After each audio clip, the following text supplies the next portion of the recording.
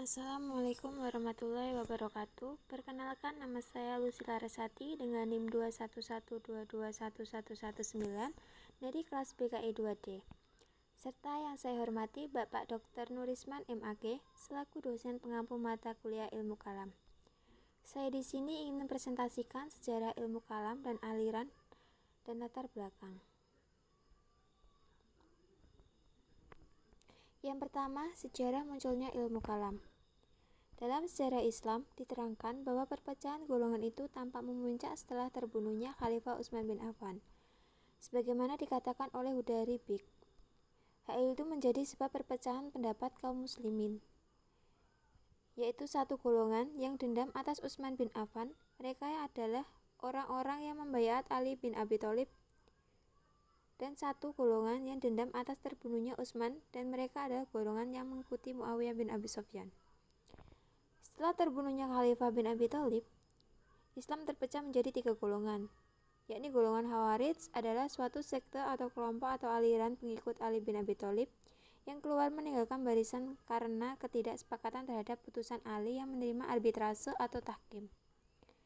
Dalam Perang Siffin pada tahun 37 Hijriah atau 648 Masehi, dengan kelompok Bukot atau pemberontak, Muawiyah bin Abi Sufyan perihal persengketaan Khalifah.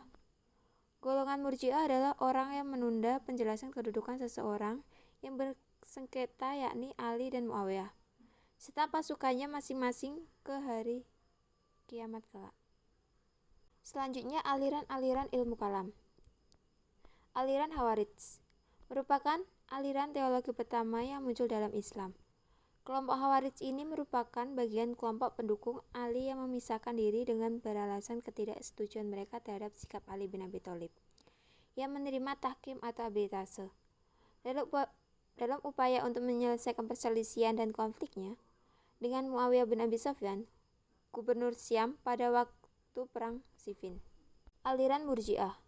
Aliran Murji'ah ini muncul sebagai reaksi atas sikapnya yang tidak mau terlibat dalam upaya kafir mengkafirkan terhadap orang yang melakukan dosa besar, sebagaimana hal ini dilakukan oleh aliran Khawarij. Ajaran-ajaran Murji'ah. Ajaran-ajaran pokok Murji'ah. Imam hanya membenarkan pengakuan di dalam hati. Orang Islam yang melakukan dosa besar tidak dihukum kafir. Muslim tersebut tetap mukmin selama ia mengakui 2 kalimat syahadat.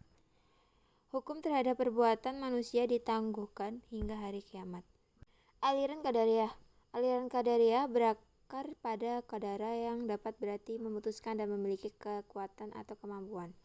Sedangkan sebagai suatu aliran dalam ilmu kalam, Qadariyah adalah nama yang dipakai untuk suatu aliran yang memberikan penekanan terhadap kebebasan dan kekuatan manusia dalam menghasilkan perbuatan-perbuatannya. Aliran ini merupakan aliran yang suka mendahulukan akal dan pikiran daripada prinsip ajaran Al-Quran dan hadis sendiri. Al-Quran dan hadis mereka tafsirkan berdasarkan logika semata-mata, padahal kita tahu bahwa logika itu tidak bisa menjamin seluruh kebenaran. Sebab logika itu hanya jalan pikiran yang menyerap hasil tangkapan panca indera yang terbatas kemampuannya. Aliran Jabariyah. Nama Jabariyah berasal dari kata Jabara yang mengandung arti memaksa. Sedangkan menurut Al-Syahrastani, bahwa Jabariyah berarti menghilangkan perbuatan dari hamba secara hakikat dan menyadarkan perbuatan tersebut kepada Allah. Munculnya mazhab ini berkaitan dengan munculnya Qadariyah. Daerah kelahirannya pun berdekatan. Qadariyah muncul di Irak, Jabariyah di Khurasan. Aliran ini pada mulanya dipelopori oleh Al-Ja'ad bin Dirham. Namun dalam perkembangannya, aliran ini disebarluaskan oleh Zam bin Safwan. Karena itu, aliran ini terkadang disebut dengan Jahmiyah. Aliran Mu'tazilah. Perkataan Mu'tazilah berasal dari kata i'tizal yang artinya memisahkan diri. Pada mulanya, nama ini diberikan oleh orang dari luar Mu'tazilah karena pendiriannya, Wasil bin Atta, tidak sependapat dan memisahkan diri dari gurunya, Hasan al-Basri. Aliran Ahlus Sunnah wal Jamaah. Ahlus Sunnah sering juga disebut dengan Sunni, dapat dibedakan menjadi 2 pengertian, yaitu khusus dan umum. Sunni dalam pengertian umum adalah lawan kelompok Syiah. Dalam pengertian ini, Mu'tazilah sebagaimana juga Asy'ariyah masuk dalam barisan Sunni.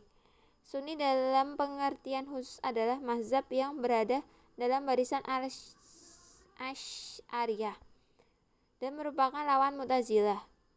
Aliran ini muncul sebagai reaksi setelah munculnya aliran Asy'ariyah dan Maturidiyah, dua aliran yang menentang ajaran-ajaran Mu'tazilah. Aliran Syiah. Secara bahasa, Syiah berarti pengikut. Yang dimaksud dengan pengikut di sini ialah para pendukung Ali bin Abi Thalib. Secara istilah, Syiah sering dimaksudkan pada kaum muslimin yang dalam bidang spiritual dan keagamaannya selalu merujuk pada keturunan Nabi Muhammad SAW. Aliran Salafiyah. Secara bahasa, Salafiyah berasal dari kata salaf yang berarti terdahulu. Yang dimaksud terdahulu di sini adalah orang-orang terdahulu yang semasa Rasul Shallallahu Alaihi Wasallam, para sahabat, para tabiin, dan para tabiin. Sedangkan Salafiyah berarti orang-orang yang mengikuti salaf. Sekian presentasi dari saya. Terima kasih. Assalamualaikum warahmatullahi wabarakatuh.